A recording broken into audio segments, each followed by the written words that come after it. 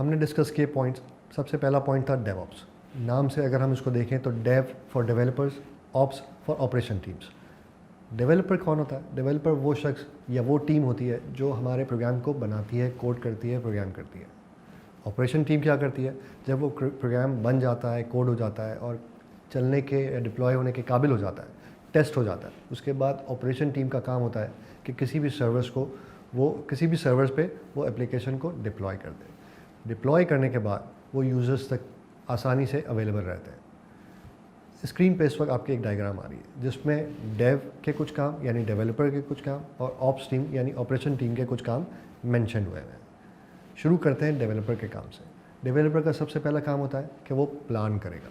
Plan मतलब हमारी application में क्या फ़ीचर्स होंगे, कौन सी लैंग्वेज पे उसको बनाया जाएगा, कितने अरसे में उसको बनाया जाएगा और किस काम को पहले प्रायोरिटी दी जाएगी और उस पर बनाया जाएगा। इसके बाद सेकंड पॉइंट आता है उसका कोड करने का। कोड मतलब वो प्रोग्रामिंग लैंग्वेज जो उसने चूज़ की थी उस पर अब वो स्ट्रक्चर करना शुरू करेगा, उस पर कोडिंग करना शुरू करेगा, प्रोग्रामिंग करना शुरू करेगा और उसको बनाएगा। जब उसको लगेगा कि मेरी एप्लीकेशन किसी एक मरहले में आ गई है, वो बन चुकी है, किसी हद तक वो बन चुकी है, अगर हम माइक्रो सर्विसेज की बात करें तो कोई छोटा सा पार्ट कंप्लीट है जो डिप्लॉय हो सकता है, तो वो उसको बिल्ड करेगा। बिल्ड का मतलब अब उसको एग्जीक्यूटेबल या डिप्लॉयबल फॉर्म में लेके आएगा।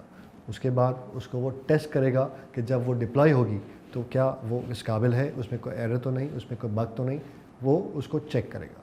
उसके बाद रिलीज़ का एक फ़ेज़ आएगा जिसमें डेवलपर ऑपरेशन टीम को हैंडओवर करेगा वो बिल्ड हुआ हुआ कोड, जिसको ऑपरेशन टीम अब डिप्लॉय करने जाएगी।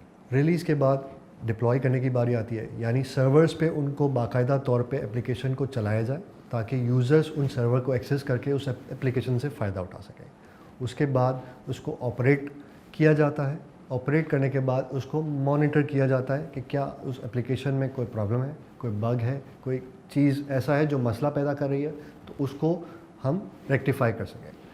इस फेज़ को हम कंटिन्यूस फेज़ कहते हैं क्योंकि उसके बाद दोबारा से प्लानिंग आती है कि अब जो एप्लीकेशन बन चुकी, जो पार्ट बन चुका, अब नया पार्ट जो बनना है या नया फीचर जो ऐड होना है उसके लिए प्लानिंग होगी, उसके लिए कोड होगा, उसके लिए बिल्ड बनेगा, उसके लिए डिप्लॉयमेंट होगी।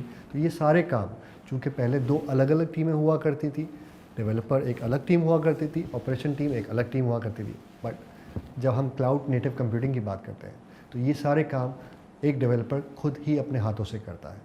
कैसे करता है वो हम आगे सीखेंगे, बट इसको सिर्फ इतना समझना इस वक्त के लिए काफ़ी है कि वो कोड भी खुद करेगा, प्लान भी खुद करेगा, टेस्ट भी खुद करेगा और उसके बाद जो ऑपरेशन टीम को वो हैंडओवर करता था अब उसे किसी की ज़रूरत नहीं, कोई टेक्निकल टीम की ज़रूरत नहीं, वो खुद ही डेवलपर एज अ डेवलपर बहुत आसानी से डिफरेंट टूल्स यूज़ करते हुए उसको सर्वर्स पर डिप्लॉय करेगा और यूज़र्स तक उसकी रसाई पहुँचाएगा।